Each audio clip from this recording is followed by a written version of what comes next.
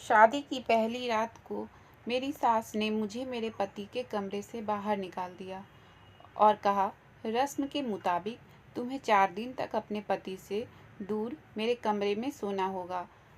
अपनी सास के मुंह से इतनी फालतू रस्म के बारे में सुनकर मुझे बहुत ही अजीब लगा।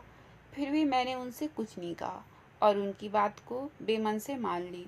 लेकिन अगले दिन जब मैं सोकर उठी तो मेरे पूरे बॉडी में बहुत तेज दर्द था। बड़ी मुश्किल से मैंने 4 दिन और 4 रात गुजारा। 5वें दिन मैं बहुत खुश थी कि आज मैं अपने पति से मिल पाऊंगी, पर यह सपना मेरा अधूरा का अधूरा ही रह गया। मेरे साथ जो हुआ वो भगवान किसी और के साथ ना होने दे। रस्म के बाद जब मेरे पति मेरे से मिलने कमरे में आए तो मैं उन्हें देखकर उनसे लिपट कर रोने लगी। फिर उन्होंने मुझे अपने आप से दूर करते हुए कहा, मेरा नाम सुहाना है। मेरी उम्र जब 21 साल हुई तो मुझे अक्षत नाम के लड़के से प्यार हुआ और मैं उसके प्यार में इतनी पागल हो गई कि अपनी ज़िंदगी का सबसे बड़ा फैसला यानी कि उसके साथ पूरा जीवन बिताने को तैयार हो गई। पर अक्षत से शादी करना मेरी ज़िंदगी का सबसे गलत फैसला था। अक्षत मेरे कॉलेज में पढ़ता था। हम दोनों एक ही क्लास में पढ़ाई करते थे। नोट्स को लेकर हम दोनों में बात होती थी और ये बात दोस्ती में बदल गई और दोस्ती फिर कब प्यार में बदल गई पता ही नहीं चला। अब हम दोनों एक दूसरे के साथ पूरी ज़िंदगी बिताने को तैयार थे। अक्षत मेरे से हमेशा कहा करता था, सुहाना, मैं तुमसे बहुत प्यार करता हूँ।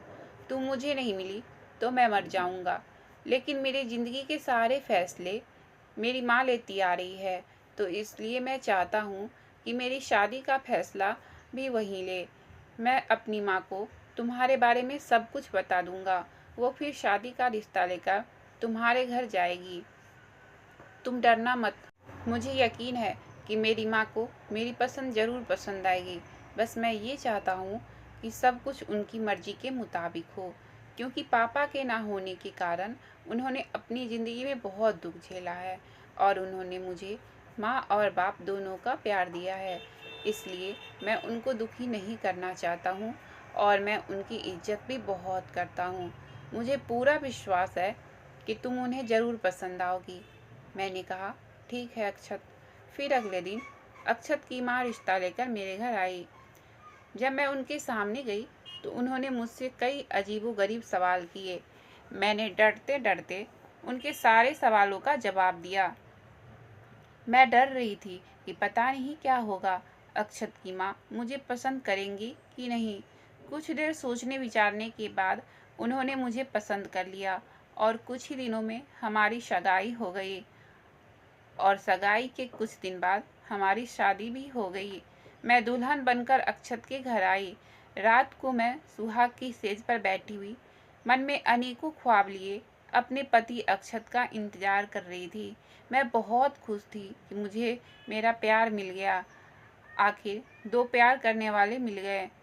अभी मैं यही सब सोच रही थी कि मेरी सास मेरे कमरे में आई और मुझसे कहने लगी, सुहाना, तुम्हें अगले 4 दिनों तक अपने पति से दूर रहना होगा। ये हमारे यहाँ की रस्म है, इसलिए तुम मेरे साथ मेरे कमरे में सोओगी। अपनी सास के मुंह से ये अजीबोगरीब रस्म की बात सुनकर मेरा दिमाग ही खराब हो गया। ये कैसी रस्म है? लेकिन मैंने उनसे कुछ नहीं कहा और उनकी बात को मानकर उनके साथ उनके कमरे में सोने चली गई। सोने से पहले मेरी सास मेरे लिए दूध से भरा हुआ ग्लास लाई और मेरे से कहने लगी, जल्दी से ये दूध पी लो और सो जाओ। मेरा दिमाग तो पहले से ही इस रस्म को लेकर खराब हो रहा था, तो मैंने उनसे कहा कि मेरा दूध पीने का मन नहीं हो रहा है। इतना सुनते ही वो भड़क उठी और बोली, जैसा मैं कहती हूँ वैसा करो। ये दूध है, कोई जहर नहीं, पी लो। ना चाहते हुए भी मुझे उनकी ये बात भी माननी पड़ी और दूध से भरा हुआ ग्लास मैं एक ही बार में गटक गई। मैं बहुत थकी हुई थी, इसलिए मुझे जल्दी ही नींद आ गई और जब मैं सुबह सोकर उठी तो मेरे पूरे बॉडी में बहुत ही तेज दर्द था। मैं दर्द से रो रही थी। उसी टाइम मेरी सास किसी काम से कमरे में आई तो मुझे रोते हुए देखकर पूछने लगी, क्या हुआ, तुम रो क्यों रही हो? फिर मैंने उन्हें बताया कि मेरे पूरे बॉडी में बहुत तेज दर्द हो रहा है। अक्षत से बोलिए, मुझे किसी डॉक्टर के पास ले जाएंगे। इतना सुनते ही मेरी सास मुझे एक दर्द की दवा देते हुए बोली, इसे खा लो, दर्द ठीक हो जाएगा। और बोली, जब मैंने तुम्हें पहले ही बता दिया कि तुम अक्षत से 4 दिन तक नहीं मिल सकती हो, यह हमारे यहाँ की रस्म है, तो तुम अक्षत से मिलने के लिए परेशान क्यों हो रही हो? 4 दिन बाद तुम्हें जितनी भी बात करनी है कर लेना। वो गुस्से में ऐसे बोली कि मैं चुप हो गई। फिर मैं दर्द की दवा खाकर सो गई। मैंने किसी भी तरह से 4 दिन और 4 रात गुजारा। 5वें दिन मैं नहा धोकर अच्छे से तैयार हुई। आज मैं बहुत खुश थी क्योंकि आज मैं अपने पति अक्षत से मिलने वाली थी। आज मेरे रस्म के 4 दिन और 4 रात पूरे हो चुके थे। कुछ देर बाद मेरी सास मेरे पास आई और कहने लगी, सुहाना, तुम्हारी रस्म अब खत्म हुई। तुमने ये रस्म बहुत ही अच्छी तरह से निभाई है। मैं अभी अक्षत को बुलाती हूँ। अपनी सास की इतनी प्यारी और मीठी बातें सुनकर मुझे लगा कि शायद इनके घर की कोई रस्म रही होगी और ये सब तो हमारी भलाई के लिए ही कर रही हैं। मेरी ज़िंदगी में सब कुछ बहुत अच्छा चल रहा था और आज मैं बहुत खुश थी कि आज मैं और अक्षत एक हो जाएंगे। मैं रात को अपने कमरे में गई और अक्षत का इंतज़ार करने लगी। कुछ ही देर बाद अक्षत कमरे में आए। उन्हें देखकर मैं उनसे लिपट कर रोने लगी और कहने लगी, अक्षत, आपके बिना मुझे बिल्कुल भी अच्छा नहीं लग रहा था। फिर अक्षत ने मुझे अपने आप से दूर करते हुए कहा, हाँ सुहाना, पर रस्म को निभानी थी ना। पर सुहाना, अभी एक और रस्म हम दोनों को निभानी पड़ेगी। मैंने कहा, क्या क्या कह रहे हो अक्षत? अक्षत ने कहा, अगले 1.25 महीने तक हम एक कमरे में एक बेड पर सो सकते हैं, बात भी एक दूसरे से कर सकते हैं, पर पति पत्नी जैसे नहीं रह सकते, क्योंकि मेरे ऊपर कोई ग्रह है। माँ को किसी पंडित जी ने कहा है हम दोनों को ऐसा करने के लिए। अक्षत के मुंह से ऐसी बात सुनकर मुझे बहुत ही बुरा लगा और गुस्सा भी आया, लेकिन मैंने सोचा, चलो कोई बात नहीं है, सिर्फ 1.25 महीने की ही तो बात है। 4 दिन के जैसे ये 1.25 महीने भी निकल ही जाएंगे। और सबसे अच्छी खुशी की बात तो ये है कि अब मैं अक्षत के साथ रहूँगी और उससे अपने मन की बात जी भर कर करूँगी। फिर मैंने अक्षत से कहा, कोई बात नहीं है, मुझे मंजूर है। अक्षत ये बात सुनकर बहुत खुश हुए थे और उसके बाद हम दोनों बेड पर दूर दूर सो गए। मैं तो बस इसी बात से खुश हो रही थी कि अक्षत मेरे से दूर नहीं है, बल्कि मेरे पास हैं। मैं अब उनसे अपने मन की ढेर सारी बातें कर पाऊंगी, चाहे वो मुझसे पति पत्नी जैसा व्यवहार करे या नहीं। ये रस्म तो अक्षत की मजबूरी है, क्योंकि मैं अक्षत से बहुत प्यार करती थी और उन्हें खुश देखना चाहती थी। जैसे तैसे करके हमारा 1.25 महीना बीतने ही वाला था कि मेरी तबीयत खराब होने लगी। तो अक्षत मुझे डॉक्टर के पास लेकर गए, तो पता चला कि मैं माँ बनने वाली हूँ। ये बात सुनकर तो मेरे पैरों तले ज़मीन खिसक गई कि ये क्या हो गया मेरे साथ। मैंने अक्षत के अलावा आज तक किसी को आँख उठाकर देखा तक नहीं है, तो ये बच्चा कहाँ से आया। मैं इसी सोच विचार में थी कि अक्षत भी मेरे से पूछने लगे, सुहाना, ये क्या है और कैसे आया बच्चा? मैंने तो तुम्हें आज तक नहीं छुआ, तो ये बच्चा किसका है? मैं हैरान परेशान हक्का बक्का सी खड़ी थी। मेरे पास तो इन बातों का कोई जवाब ही नहीं था कि आखिर ये बच्चा मेरे पेट में आया कहाँ से।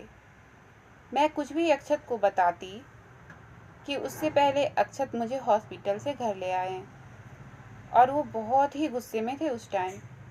उन्होंने अपनी माँ को सारी बात बता दी। उनकी माँ ने ये सुनकर दहाड़े मारकर रोने लगी और कहने लगी, मुझे तो पहले से इस लड़की पर शक था, पर मैंने सोचा तुम्हारी पसंद है तो मैं तुम्हारी खुशी के लिए मैंने इसको पसंद कर लिया। देख तुम्हारी पसंद ने तुझे कितना बड़ा धोखा दिया है तुम्हें।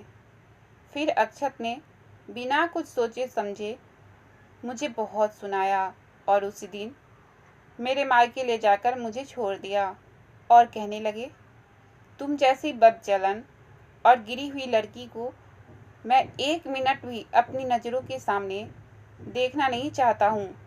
फिर अक्षत मुझे मायके में छोड़कर चले गए। ये सब जानने के बाद मेरे मायके वाले भी मुझे बहुत खरी खोटी सुनाने लगे। किसी ने ये जानने की एक बार भी कोशिश नहीं की कि मेरे साथ ये सब कैसे हुआ। मैं तो एकदम टूट चुकी थी। ना मेरा ससुराल में साथ देने वाला कोई था और ना ही मायके में, क्योंकि जो कुछ भी मेरे साथ हुआ था, ऐसी स्थिति में लोग बिना जाने समझे औरत को ही दोषी ठहराते हैं। मैं मायके में अपना दिन कैसे गुजारती थी ये मैं ही जानती हूँ। फिर एक दिन सीढ़ी से गिर जाने के कारण मेरे पेट में पल रहा बच्चा भी मुझे छोड़कर चला गया।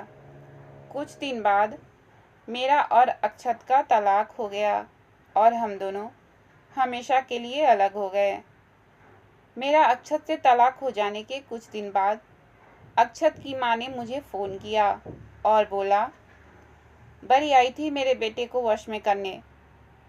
अक्षत ने जब मुझे तुम्हारे बारे में बताया तभी तुम मुझे पसंद नहीं थी, पर अक्षत को मैं समझा नहीं सकती थी, इसलिए मजबूरन मुझे तुम्हारी शादी अक्षत के साथ करवानी पड़ी। और फिर मैंने ऐसा खेल खेला कि मुझे कुछ करने और बोलने की ज़रूरत भी नहीं पड़ी और अक्षत ने खुद ही तुम्हें तलाक भी दे दिया। अब मैं अपने बेटे की शादी अच्छे ख़ानदान की लड़की से कराऊंगी, वो भी अपनी पसंद की लड़की से। आज के बाद तुम अक्षत की तरफ नज़र उठाकर कभी भी मत देखना। फिर ये कहकर उन्होंने फ़ोन रख दिया। अक्षत की माँ की ये बात सुनकर तो मेरे होशो हवास ही उड़ गए। मुझे पता चल गया था कि आखिर मेरे साथ ये सब कैसे हुआ। शादी के बाद मैं अपनी सास के कमरे में जो 4 दिन सोई थी, उसी में मेरी सास ने मेरे साथ गलत करवाया। मैंने अक्षत की माँ की सारी बातें फ़ोन में रिकॉर्ड कर ली थी और उस रिकॉर्डिंग को मैंने अक्षत के पास भेज दिया। अक्षत ने ये सब सुनने के बाद मुझे तुरंत फ़ोन किया और मुझसे माफ़ी मांगने लगा। मैंने कहा, अक्षत तुमने बहुत देर कर दी।